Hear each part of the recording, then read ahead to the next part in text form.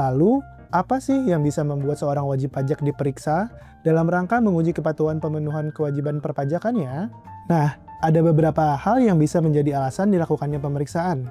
Di antaranya, wajib pajak mengajukan permohonan pengembalian kelebihan bayar pajak atau restitusi, kemudian menyampaikan SPT yang menunjukkan lebih bayar, menyampaikan SPT yang menyatakan rugi, sudah mendapatkan pengembalian pendahuluan kelebihan bayar pajak dari DJP, melakukan perubahan tahun buku, misalnya dari tahun kalender ke tahun fiskal tertentu, mengubah metode pembukuan, misalnya dari kas menjadi akrual, kemudian penilaian kembali atas aktiva tetap atau revaluasi aset, dan alasan lainnya sebagaimana diatur dalam Pasal 4 Ayat 1 PMK 15 tahun 2025. Jadi, pemeriksaan pajak bukan selalu karena ada kesalahan, tapi bisa juga karena adanya perubahan, pengajuan, atau kondisi tertentu yang wajar dan perlu diverifikasi oleh petugas pajak. Selanjutnya, berapa lama sih jangka waktu pemeriksaan untuk menguji kepatuhan pemenuhan kewajiban perpajakan ini dilakukan? Pada proses pemeriksaan, jangka waktu terbagi ke dalam dua hal, yaitu jangka waktu pengujian, dan yang kedua jangka waktu pembahasan akhir hasil pemeriksaan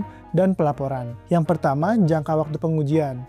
Hal ini tergantung dari jenis pemeriksaannya ya teman-teman. Untuk pemeriksaan lengkap, memiliki jangka waktu paling lama 5 bulan. Pemeriksaan terfokus memiliki jangka waktu paling lama 3 bulan, dan pemeriksaan spesifik memiliki jangka waktu 1 bulan. Jangka waktu tersebut dihitung sejak surat pemberitahuan pemeriksaan disampaikan kepada wajib pajak, wakil, kuasa, pegawai, atau anggota keluarga yang telah dewasa dari wajib pajak, sampai dengan tanggal surat pemberitahuan hasil pemeriksaan atau SPHP disampaikan kepada wajib pajak.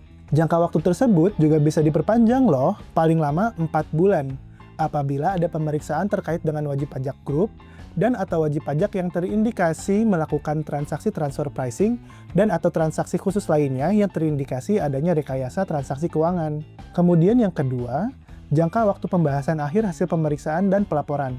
Hal ini dilakukan paling lama 30 hari kerja, dihitung sejak tanggal surat pemberitahuan hasil pemeriksaan disampaikan kepada wajib pajak, sampai dengan tanggal laporan hasil pemeriksaan.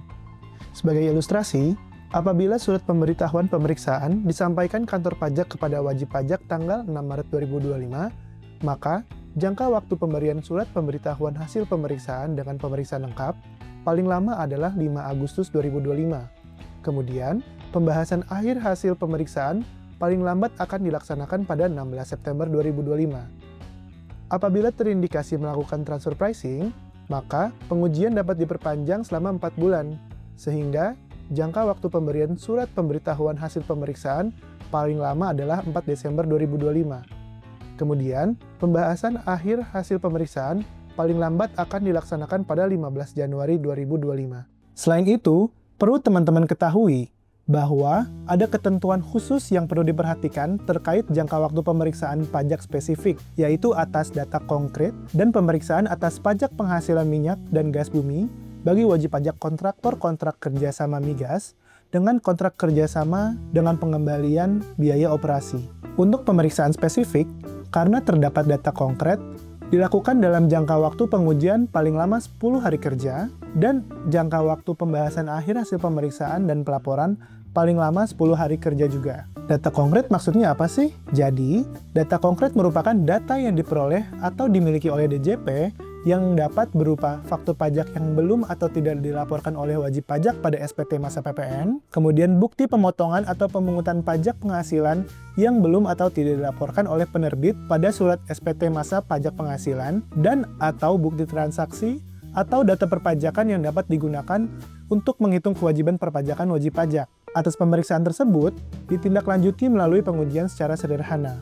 Sedangkan, untuk pemeriksaan atas pajak penghasilan minyak dan gas bumi, bagi wajib pajak kontraktor kontrak kerjasama migas dengan kontrak kerjasama dengan pengembalian biaya operasi, jangka waktunya mengikuti ketentuan yang diatur dalam Peraturan Menteri Keuangan mengenai pedoman pelaksanaan pemeriksaan bersama atas pelaksanaan kontrak kerjasama minyak dan gas bumi serta perubahannya.